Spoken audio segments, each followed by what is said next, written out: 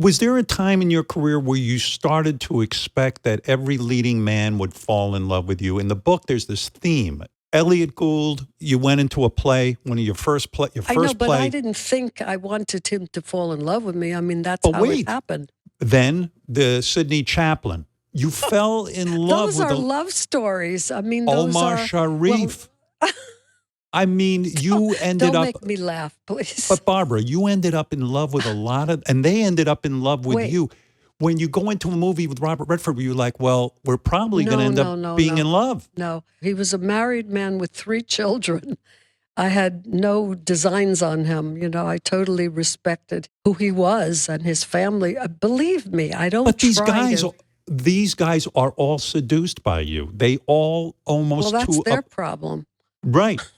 But it does happen. You have to admit, when I read this book, I had no idea. Like, it's dangerous to be on a set with Barbra Streisand because you're making me laugh. But really. It's true. No. When you're playing a love story, if you're really good at acting your part, some part of you has to fall in love with that leading man. Absolutely. You know?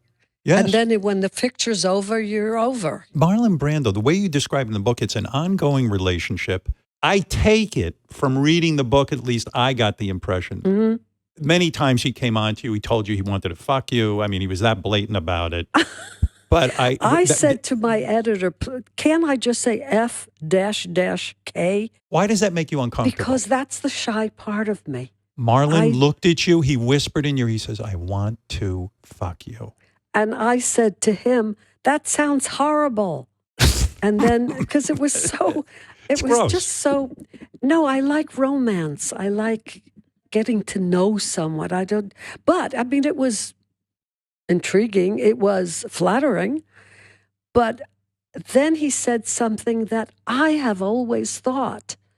I have always thought when I went to museums alone as a teenager and looked at the art, I thought, this is something I'd like to share with someone that means something to me. And he said that incredible thing that was romantic to me. I'd like to go to a museum with you. I said, when are we going? It seems to me that the relationship was consummated, that in fact the two of you did become lovers, but you don't spell it out for us. No. Yeah. It never happened.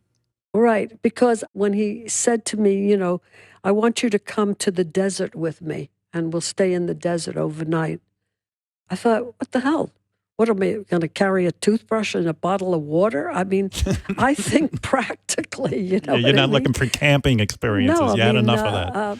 Yeah. But it was great to go with him for the day, so we could talk to each other like our whole experience, our childhoods, our mothers and fathers. And Edward R. Murrow had Marlon on television. And his father was on with him. Edward R. Murrow asked the father, what do you think of your son's talent, or some sentence like that? His father went, you know, he's okay.